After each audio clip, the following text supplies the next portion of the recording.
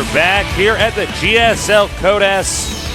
We just saw, I think, a really great game. It says Startail Parting, but it was actually Squirtle. Yes, Startail Parting was not in that game, but it was Squirtle, in fact. Yeah. So, really well played by Squirtle. I mean, he just managed to play a solid game, and it's one of those games that you don't normally get into, and that's when you get to see what a really good player is capable of. When he's put in this weird situation, he has to improvise his strategy to come to victory. And I think they were both playing really well, but Squirtle just took the small amount of tools he had there and managed to engineer a beautiful victory. Yep, great match, but this one, I don't know if it'll be a great match. It could be a blowout. MMA is great. NaDa was great. Will NaDa bring greatness back? We'll see it. Well, NaDa's capable of a lot, but I don't know. MMA is just sort of one of those default, he wins Terran versus Terran, so yeah, we'll have to see. Kind of is. It'll be on one of our newer maps, so we might see some interesting strategies. Ohana, we'll see, man. Would be a great map for some mech.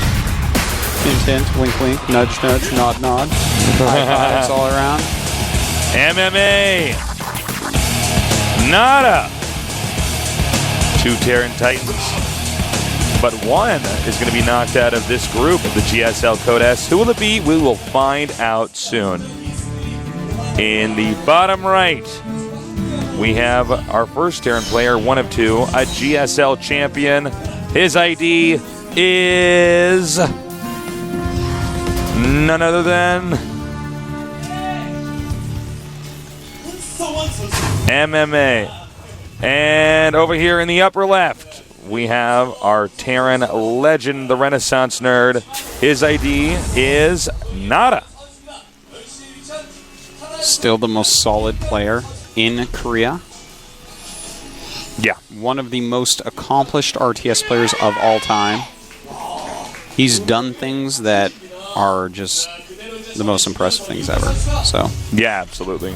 But, MMA, he's got the sickest heart. He's got great build orders, great micro, great macro. But I would just say that his strongest thing is his heart, which is, like, corny and stupid to say. And a lot of times people are like, well, this guy's got a lot of heart. But actually, most times when I hear someone say that, I'm like, shut up. You don't know what you're talking about. I know what you mean. But actually with MMA, it's like, I just watch him win games by force of will. Like, literally, there's games he shouldn't win, and he wins them. Go watch the Blizzard Cup Finals, him versus DRG. Like, you'll see what I mean. DRG, like, that was his series. He should have won, like, 6 out of the 7 games, and MMA won because he's MMA, and he's, like, he just wants to win so badly. But NaDa is a player that normally in the past has just dominated everyone that he comes in contact with. And even though he, like, got completely trashed by Leenock, like, outclassed in every way, I'm not saying that's necessarily going to happen here because I just don't know what he has planned. He might, if he comes into it with the right build orders, then he can do it. He can do anything. He's NaDa. Well, NaDa's pretty crafty. The problem is that I think MMA tends to actually be more crafty in some of the games we've seen him play.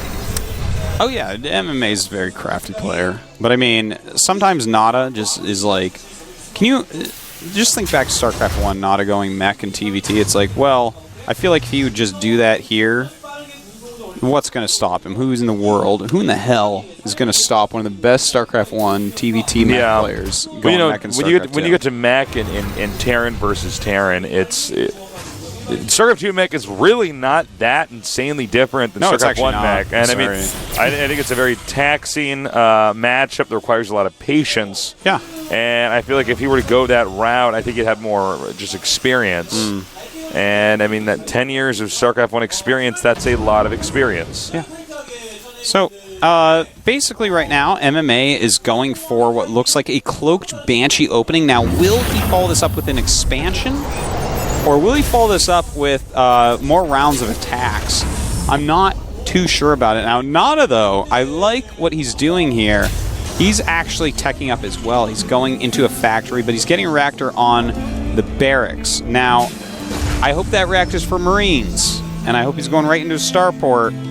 to get a Viking, and it looks like that's probably what he's going to do in a tech lab. There you go, perfect.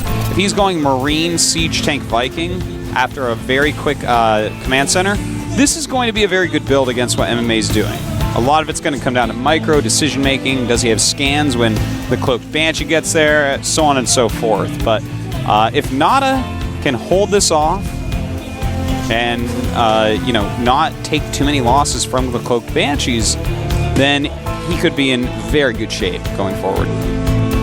Yeah, I remember back in when StarCraft II was first coming out, and I was playing more Terran back then. But the phenomenon of how the Banshee can control Terran versus Terran early game was just so profound, and everybody started doing it. It's still essentially one of these staple builds, because if the Banshee gets in there and does a bunch of damage, wow, you're in a huge lead. And then of course you can also try to force scans out, and then wow, you're in a huge lead that way, because if the Banshee gets away, then there was a mule they could have used. So the Banshee basically comes in there and tries to do everything possible to destroy the economy. All right, well, this Banshee's starting to attack these Marines, a good choice, and it's almost got Cloak. It's going to be able to clean up those Marines very, very easily, but there is a Viking on the way. Cloak is about to finish, and he is starting a Raven, so that's good for him. He is starting another tank as well. And another factory goes down for NaDa. Okay, so NaDa is going mech, so we cannot count him out of this game. We absolutely cannot.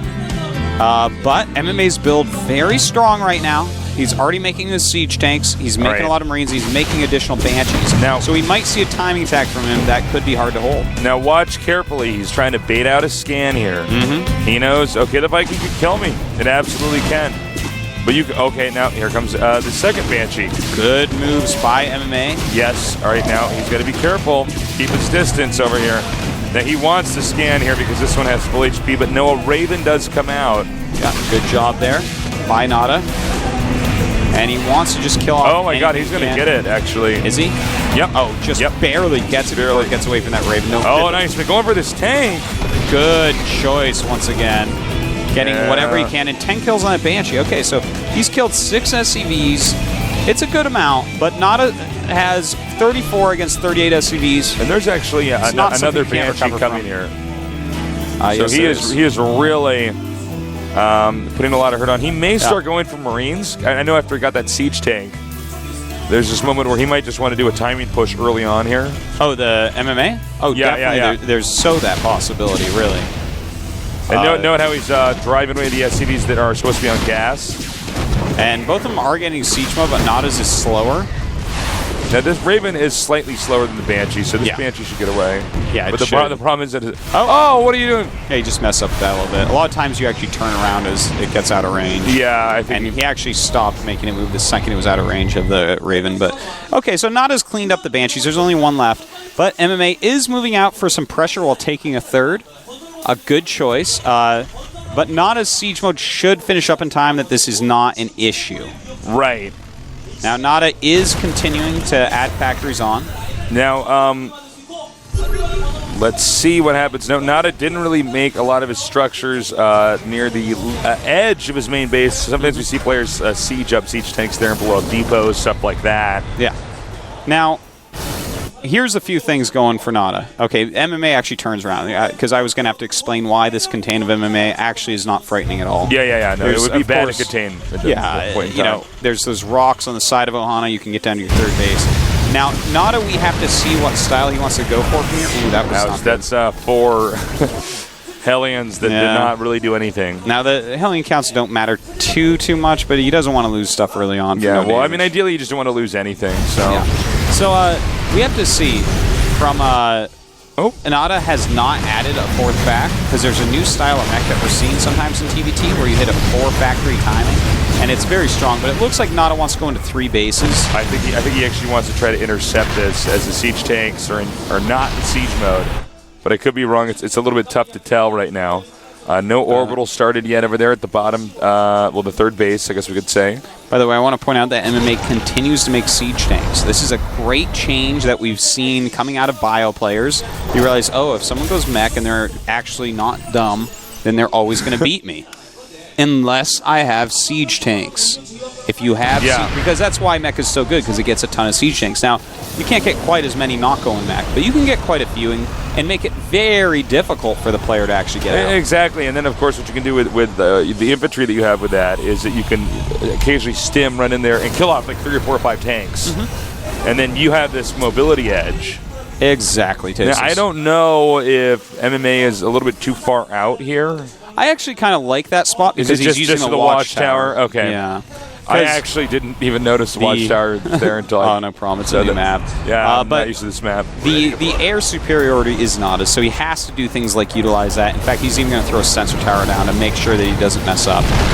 And all right. In fact, look at that. He's going to get a free siege tank kill. Huge right there. He's going to get, it looks like 2, actually. Oh, is he? And oh, beautifully done. All right, so NaDa right now is getting his 3rd command center. Now, MMA, despite having him contained and despite it going biocentric here, hasn't made his 4th base. He's got to be careful about this. He's actually, I think MMA, should not have actually done. First of all, MMA siege tank should be back next to the watchtower. He doesn't. He's not actually utilizing the vision of the watchtower. He's not doing this right. Definitely does need to back up a bit. He does continue to lose Marines, but all right, one Banshee here. Oh, nice. This could do a lot of damage. Yeah, you realize that, hey, you're kind of spotting everything up there, and that is a lot of damage that it's going to do. Absolutely, yeah, 14 Vikings kills. are not fast. Ravens are even more so not fast. I would have actually just sacked the Banshee and killed more SCVs. Yeah, that's, but he's actually going to get out of there, it looks like. Nice. I didn't think he was going to get out, so. That's intensely annoying. Oh, actually, no, he does that thing again. No, he's not. All right, see you in hell, Banshee.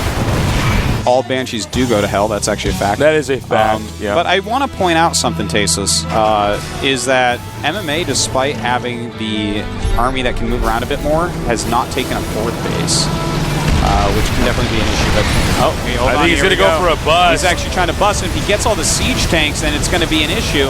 We do have the point defense drones down, stopping those Marauders from being able to do very much. But out of nowhere, MMA brings his superior Viking force.